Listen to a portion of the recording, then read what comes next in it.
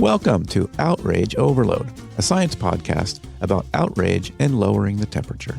This is episode 68. When was the last time you felt truly confident in the collective wisdom of the public to tackle our biggest challenges? That growing doubt, fueled by misinformation and deep divisions, is now at the heart of conversations about the future of democracy itself.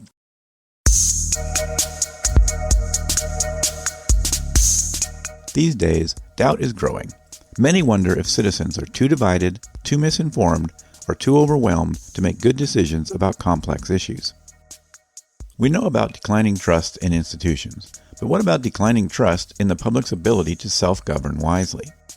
This unsettling question is what we're going to talk about today on the Outrage Overload podcast. I'm your host, David Beckmeyer, and today we're speaking with a pioneer who has dedicated decades to answering this question. I'm Jim Fishkin. I'm a professor at Stanford University, and for many years I've been studying and leading a research program on what I call deliberative democracy, which might be characterized as democracy when the people are really thinking about the issues in an evidence-based civil environment. And I have a particular mechanism for facilitating that and expressing the results. It's called deliberative polling. And I've been doing that around the world with lots of collaborators in various countries. Now we've done about 160 of these projects. And I've learned some stuff, and that's what I hope to talk about today. Professor James Fishkin is the perfect guest for this conversation. He's a pioneer of deliberative democracy, showing how under the right conditions, people can engage deeply, weigh evidence, and even depolarize on the toughest issues. His new book, Can Deliberation Cure the Ills of Democracy, explores exactly this possibility. Stay with us to hear what he's discovered about how citizens can, and do, make thoughtful choices when given the chance.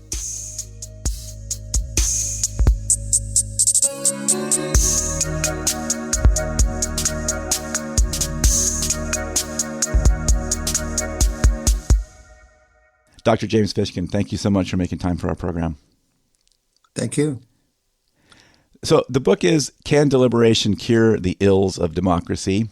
And you spent a long time, you mentioned it in your self-intro, of testing something called deliberative polling. So, we'll definitely dive into that a little deeper, but can you just kind of give us a high-level overview and especially maybe some of the history, the historical perspective on that?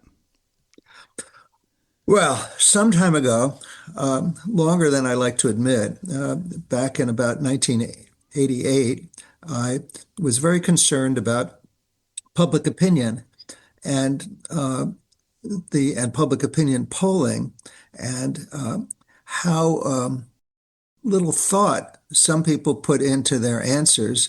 And then, of course, there are other people who are strongly committed, but they tend to be more at the extremes. And a lot of people don't think about politics or public policy. Social scientists have a term for this. They call it rational ignorance. If I've got one vote in millions, why should I pay a lot of attention? I've got to earn a living. I've got families. I've got all kinds of responsibilities and areas where I can make more of a difference than some big national or international policy question. Would that it were otherwise. We would like citizens who are really thoughtful and informed.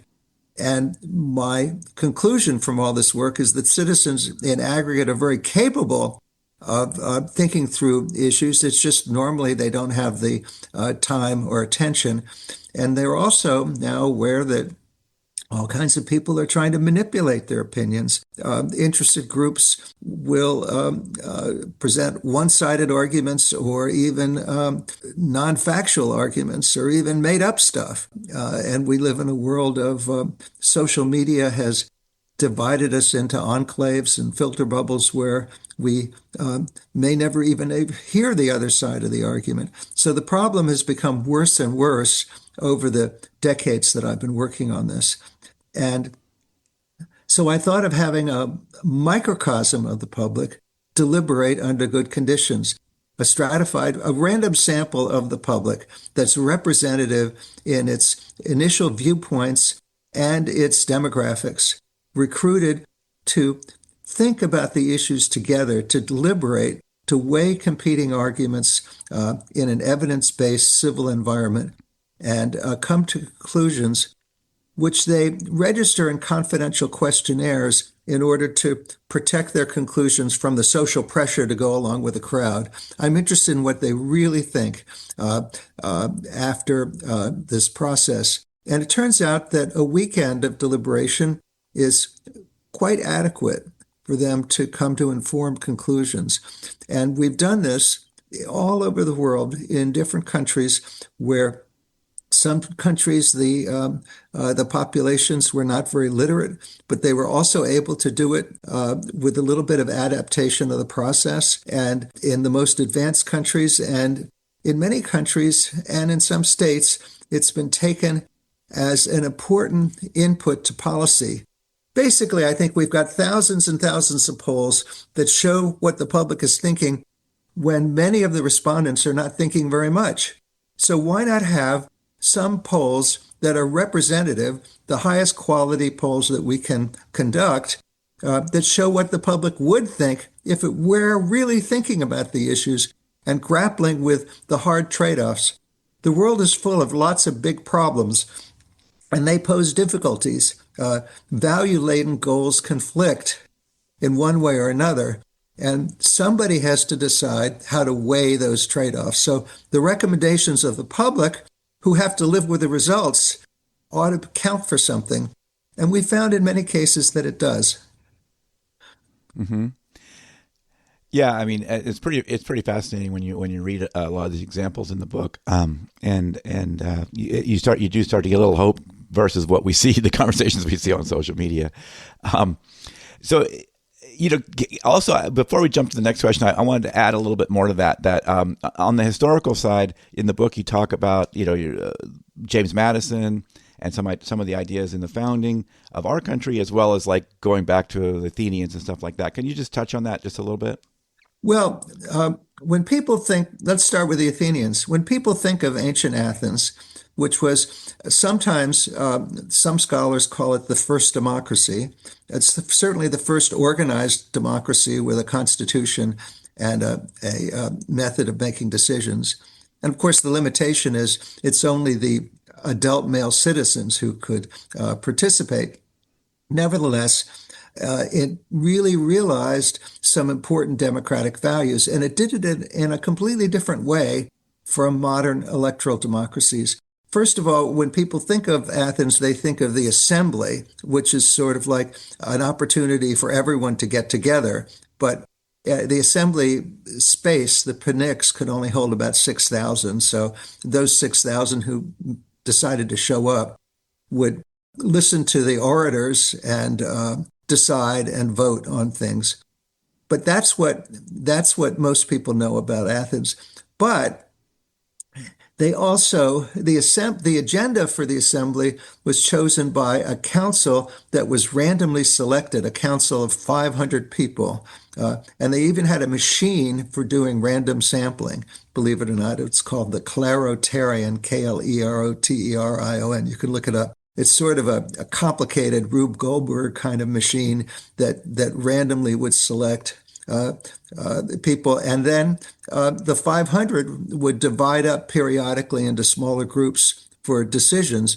But in other words, it set the agenda for the assembly.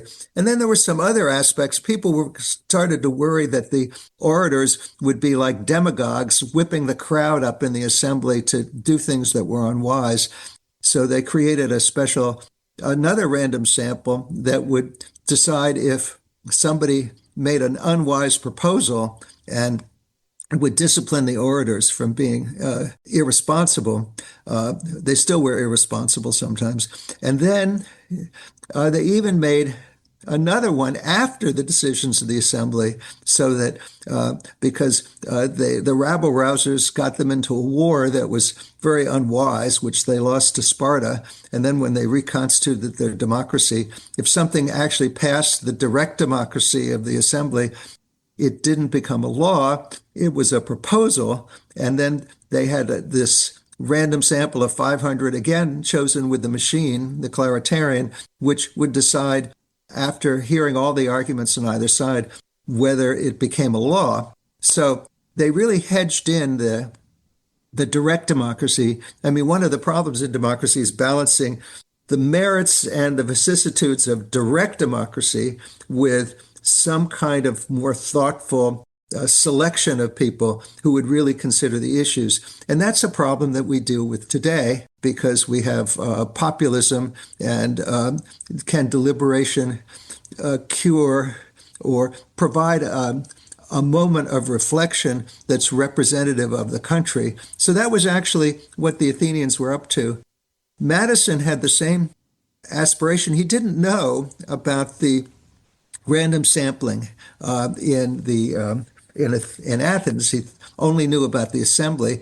Aristotle's Constitution of Athens was only discovered about 100 years later. So they didn't actually know how Athenian democracy worked. They imagined there were elections, but there weren't, except for very few offices like a general leading them into war, if they had to go to war, the Athenians, that is. So, but Madison was very concerned about how to cure what he called the mischiefs of faction.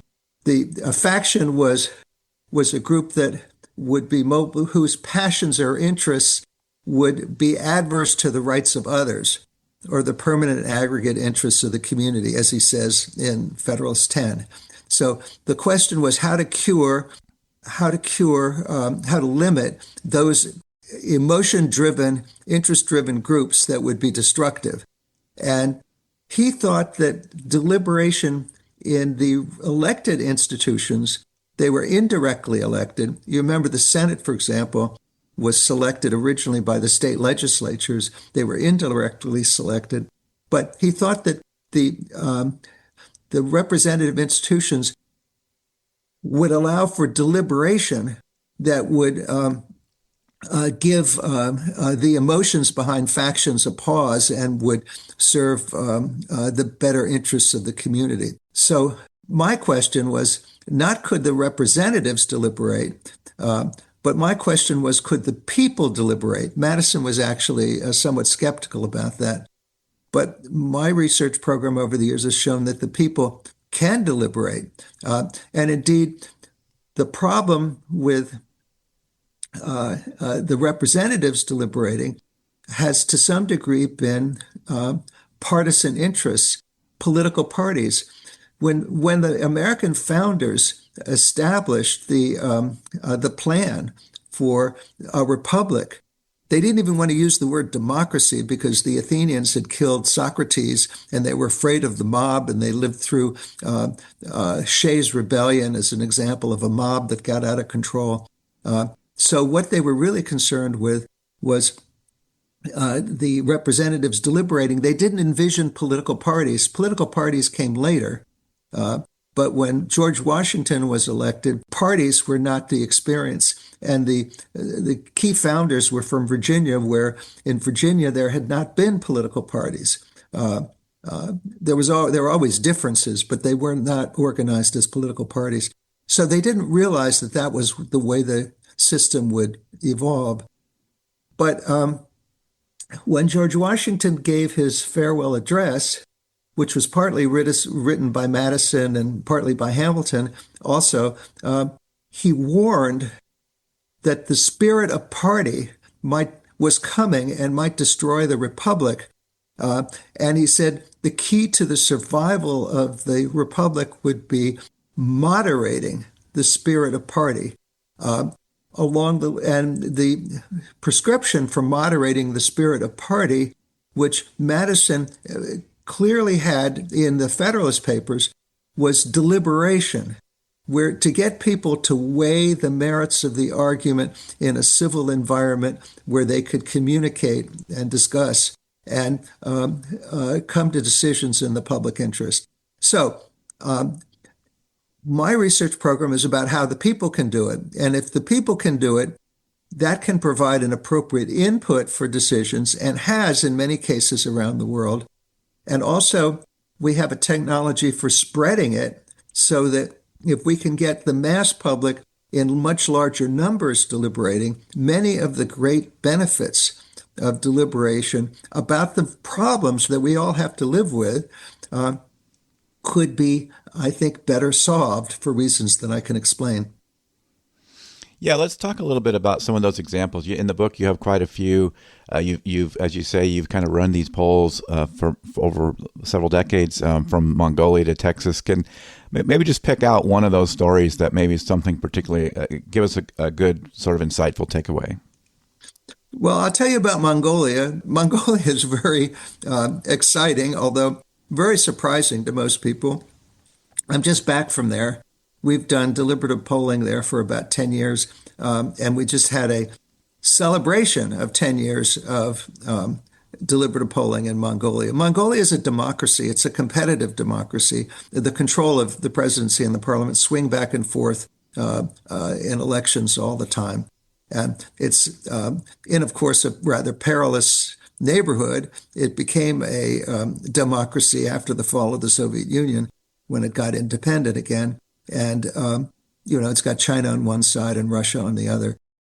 So deliberative polling, we started at the city level, but then it was so successful, the city level being the capital city of Ulaanbaatar, which has about half the population. And you might think Mongolia is a small country. It is in population, but it's very large. It's the same size as Western Europe.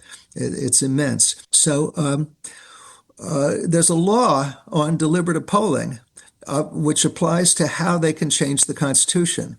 They were so enamored with the process that in order to change the Constitution by law, they have to convene a deliberative poll, a national random sample, to consider suggestions from civil society and the public and all kinds of suggestions about possible constitutional amendments. They have an independently elected advisory council that sifts the proposals and creates an agenda for the deliberations of the people. And the people are recruited by the Census Bureau, called the National Statistical Office. They have samples of about 700 and a control group that doesn't deliberate of about the same size. And the 700 people, much better polling than most of the polls. About 85% of the people who were contacted actually came to the capital city to deliberate for the weekend in the parliament.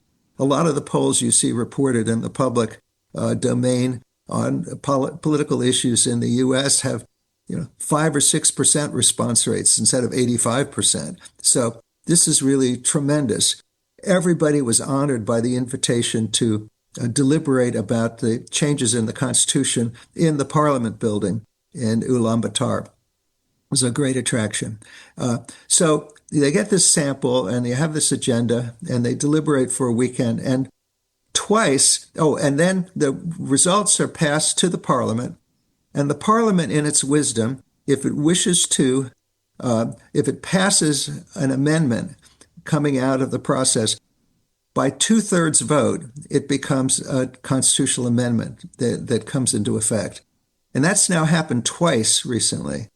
And most recently, an amendment was passed which added a number of members, expanded the parliament, and the expansion would be selected by proportional representation, PR, which is the process used in many European countries. But proportional representation is a voting method that tends to produce a lot of different parties, third parties in this case.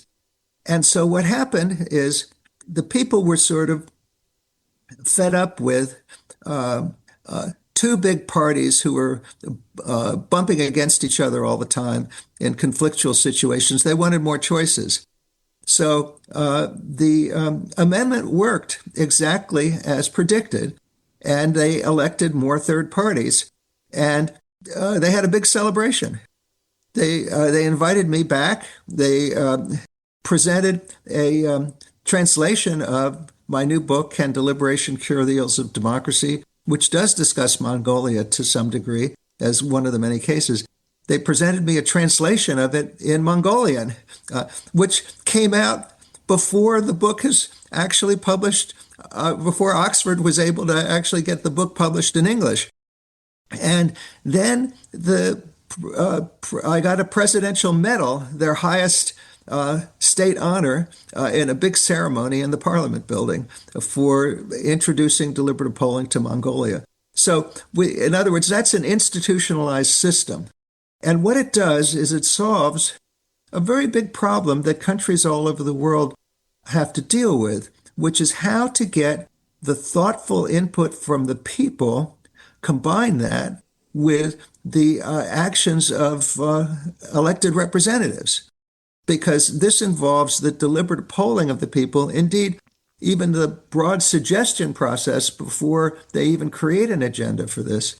It involves the deliberations of the people and the deliberations of the parliament. And in order to get a two-thirds vote, in most cases, you would have to overcome party differences. You would have to get deliberation on the merits to get a two-thirds vote. And this has now worked twice. So I think they've set a very good example. Of course, there are many possible ways of changing constitutions, but our way, outlined in Article 5, is a two-thirds vote of each House of Congress plus three-quarters of the states approving. And in this time of extreme partisan polarization, that's virtually impossible. So we have a constitution that's virtually impossible to change, but they have a constitutional method which allows them to arrive at a thoughtful conclusion based upon the deliberations, separate deliberations of the people and the parliament. You've talked about it a little bit, but let's dive a little deeper on like what's the secret sauce? Like what makes this actually work, in especially like in America, where things are particularly polarized. Well, if you look at, I rely on the book. I spent a little time in the book on some consequential experiments we did on a national basis in the U.S. called America in One Room. So the first one was in 2019, and we had a sample of 500 and some citizens and a control group of 600 or 700 as well. The control group doesn't do anything except they answer a questionnaire at the same time on first contact, and then at the end of the process, because the process takes weeks to get people to actually agree and come to spend an entire weekend deliberating. Control group didn't change at all, as you'd expect. But the deliberating group changed dramatically. And what did they do? So the first thing is we contact them first before we even invite them to do anything, before they have any idea what this subject is about. They take a systematic survey on the issues that are on the agenda. And preparing for that, there's been an advisory group, like in Mongolia, that representing very different points of view and who vet briefing materials with proposals, things that could be done, proposals that represent different perspectives about how to solve our big problems, but the proposals are practical and actionable, but they pose trade-offs. There are arguments for and against, which we list as pros and cons for each proposal. We're not advocating anything. We're trying to stimulate a conversation where people actually grapple with the pros and cons of each proposal. So you have this briefing book. We also make a video version of the briefing book for those who may find it less congenial to read a long document. So after the people have taken the survey, they are sent the materials, and we recruit them, and they come to, in this case, it was a hotel near DFW Airport in near Dallas, because that was centrally located. And we flew the 500 and some people in to the airport, to the hotel, and they deliberated for a long weekend, Thursday, Friday, Saturday, Sunday, on all these issues. We had a whole list of issues. And the participants were randomly assigned. You have a random sample randomly assigned. So each group is diverse. And we have trained moderators. The moderators are trained not to offer any hint of their own opinions, any hint of their own points of view. And they do that through mock deliberation practices where they practice with the materials, and they criticize each other to see if they can manage a civil discussion in which everyone ends up participating, no one dominates, and in which the ground rules are respected and they do not themselves influence the discussion except to bring people into the discussion, or if somebody's talking too much, to gently bring in somebody else to the discussion. So this goes on for a weekend of alternating small groups and plenary sessions. The small groups are, say, an hour and a half. Plenary sessions consider questions that each group comes up with at the end of their hour and a half as the most important questions they need to ask on those topics. And then there are panels of competing experts representing different points of view who answer the questions. And usually each question is answered by several panelists who offer their perspectives, and they disagree. And that allows the process to bring the trade-offs further to light. But we've done experiments where we've separated the small groups, some cases we've just shared the briefing materials. In some cases, we've taken surveys just after the small groups. We've shown that the thing that moves the discussion is the small groups, not the experts. The experts provide backup. They provide more things to think about, but the opinion movement is really from the small groups. It's the discussion. And if you just showed the information to people, you'd get nothing. It's dialogue that brings the issues to life. It's dialogue of a certain kind that allows people to listen to others whom they would never talk to. Over the years that I've been doing this, I invented it in order to better assess the will of the people, because everybody's trying to manipulate the will of the people. But the second very dramatic result, which is a byproduct, which I hadn't anticipated when I started, is that it depolarizes. The people who take the most extreme positions actually move the most, depolarizing by moving closer together. I'm not saying that Republicans become Democrats or Democrats become Republicans, but the mean positions on the issues move significantly closer together.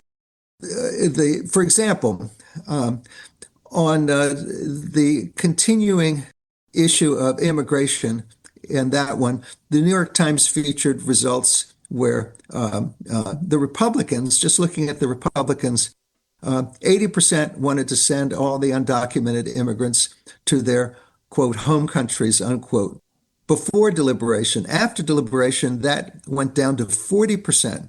That's a 40-point drop, which would be an earthquake in public opinion if everybody deliberated. Similarly, on all the other immigration-related issues, there were dramatic movements of almost that magnitude. And the Democrats changed as well, particularly on the most expensive social and redistributive programs. Some of those changed as much as 40 points as well, because they were concerned about whether we could afford them. And they moved closer to the Republican positions. They didn't adopt the Republican positions, but they moved considerably closer. So what happens? First of all, they learned to listen to each other. Many of them had not been actually exposed to the other side of the argument in a substantive way. And if you just expose them without discussion, it could easily backfire. It could trigger hostility. But after a while, they learned to listen to each other. Also, the affective polarization, the dislike for each other, disappeared very greatly. And we think that there are two psychological mechanisms that are at work. A lot of people say that our dialogue is full of motivated reasoning, partisan reasoning, where people only listen to what they want to believe and they dismiss what they don't want to believe.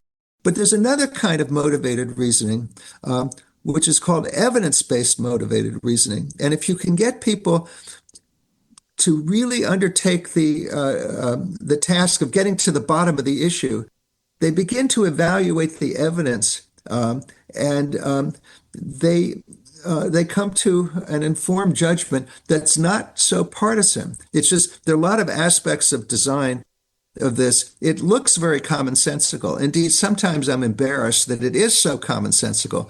But if you put all these commonsensical things together, you get these wonderful results. What are the wonderful results? First, you can assess the will of the people in a thoughtful way and the reasons for it, the reasons that people have. And now we get automatic transcripts of the discussions, and we can use large language models to find all the arguments for and against so we understand why. And we also have explanatory variables that involve assumptions about what will happen if you do this or what will happen if you do that. And we understand the things that move opinion. So we find where the people really are at the end of the day and why. That's the important input to policymaking. Secondly, we get this depolarization, which I think would well serve American democracy if more people deliberated. Third, we get a very surprising phenomenon that we have documented is that if we go back to the people a year later, there's a lasting effect in how they vote. They vote in terms of their considered opinions on the issues. A lot of political scientists think the only thing that explains how people vote is party loyalty. And that certainly is true. However, it's not the only thing that could explain how people vote, because the possibility of people voting on the issues, which is sometimes now called the folk theory of democracy, a kind of myth, because people actually don't think about the issues. But if they did, they would. And we have shown that the deliberative process, even a year later, produces exactly the kinds of voters that we have long idealized. My critics have said, well, that's about as likely as finding such a voter is about as likely as finding a unicorn. But the deliberative process creates unicorns and with lasting effects. So we had very tremendous differences between the people who deliberated and the control group a year later. And the control group voted on crime, immigration, all the issues that were in the air at the time. And the treatment group, the deliberators, voted to a very significant extent based upon climate change, which they had deliberated about a year earlier. Now, the conventional wisdom is that if you want to intervene in an election, you do it just before. Nobody had ever thought about an intervention a year earlier. Now, I say intervention with some qualifications. We were not trying to intervene to get them to do anything. To come to any opinion at all, just to get them to think in a balanced way about the issues. But that process created, once they really thought about the climate issue, not only did they change dramatically at the time, but it had a lasting effect on how they voted a year later, even in the midterm elections, where the issue is a little more clouded. So if we could spread the process more broadly, we could get all the good effects of deliberation as well, not only the depolarization, but increased mutual respect, increased trust, citizens who keep paying more attention to the issues, keep learning because we have knowledge questions. We would get a better functioning democracy if we could. And so the last part of the book talks about all the different applications that we have piloted. And if you had all of them and more that are possible, you could create what I call a more deliberative society. And if you could do that, I think we could cure the ills of democracy. None of this requires a constitutional amendment, which, as I said, is impossible in the U.S. It's all a question of collective political will in various areas of life. I guess I want to go dive a little bit more into that sort of the practical barriers. Like you said, it's not going to require a constitutional amendment, but I can hear people sort of saying, this sounds idealistic. It's never going to happen. So what are some of the barriers to make this sort of a regular part of how we govern and sort of who holds those keys to make it to implementation? Well, there are two. I'm interested in scaling deliberation. Think of two different ways you can scale it. You can scale it in terms of the number of deliberative polls, and you can scale it in terms of the spread of a similar design to vast numbers of people all at once or over a period of time. Now, for the second, we're spreading it in the schools. And if we could get, because we think it adds a great deal to civic education, we would like to spread it more and more as a form of education because it has lasting effects. So that's one way of scaling it. Another is, which is the one that may sound a little bit more fantastical. We think that on important national issues, or even before a national election, you could have what Bruce Ackerman and I in a book years ago called Deliberation Day. You could have a national discussion before an important decision. And if you did it face to face, it would be very expensive. But on our platform, it's not so expensive. The real problem is getting the people to participate. But if there were a real national crisis, or you had a bipartisan way of sponsoring it before a national election, you could do it. And everything, you could get people to think before they vote. You could get people to, you could get public input on what needed to be done on some crisis issue. So that's a possibility that's glittering there. And I am actually in some talks with some governments in other countries about actually piloting the mass deliberation on really important issues. And we'll see in the next year or so if something actually happens. And so it's not like there's one gatekeeper. There would be gatekeepers in different arenas of life, which would have to open up. And the important thing to remember is once people deliberate, even though they might find it a little bit odd or off-putting at the beginning, they like it. They never talk to people so different from themselves. They normally don't feel empowered at all, and this empowers them. It also increases trust. So there's a market out there for it. And so I think you could spread it, not me by myself, with the right energetic coalitions of people. So in other words, I think that we could create a more deliberative society, and the gatekeepers, as you put it, I think that was the term you used, would be very different for each of the substantive areas. But the whole process could gather momentum as people see the benefits of this kind of experience. So it would probably be an incremental change over time, but I think it could go in the right direction. And the technology we have makes it easier. By the way, our technology has been tested systematically, but technology is changing all the time. Somebody may come along with a better version, but the important thing is that it be a version that lives up to these same values. And so this is not a claim that everybody has to use the technology we've created, but ours works. And 10 years from now, somebody, or 5 years from now, somebody will have a better one.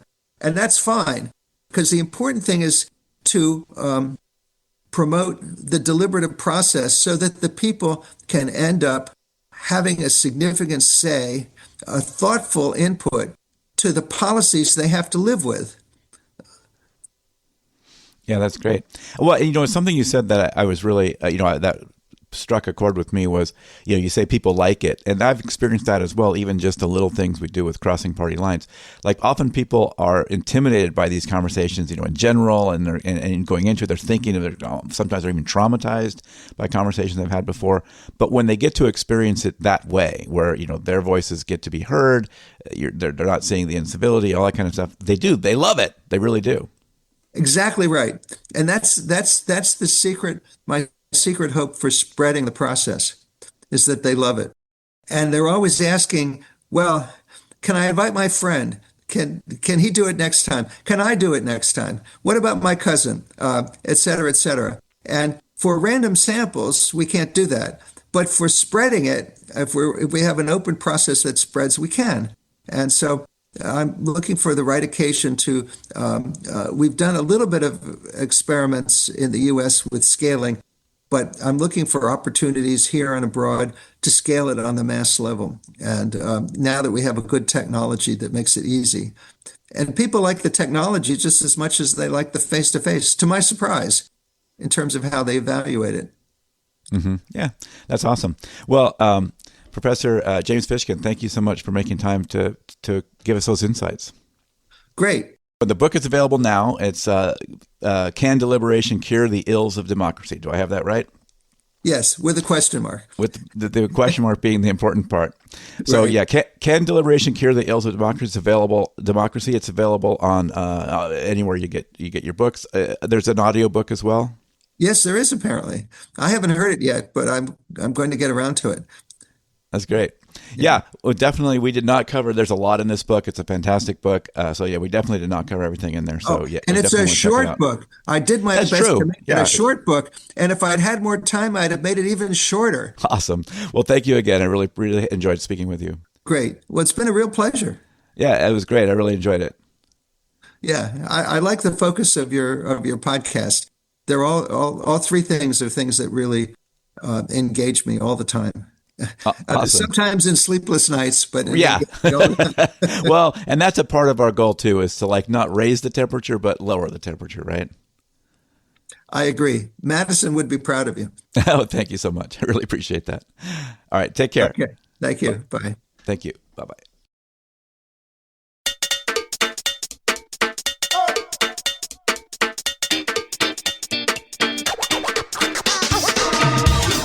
That is it for this episode of the Outrage Overload podcast. For links to everything we talked about on this episode, go to outrageoverload.net. Want to dive deeper? Check out my Substack at outrageoverload.substack.com or outrageoverload.net/newsletter for more insights beyond the podcast. Subscribe, comment, and join the conversation. If you found this episode valuable, please share it or leave a review. It really helps. Thanks for listening, and I'll catch you next time.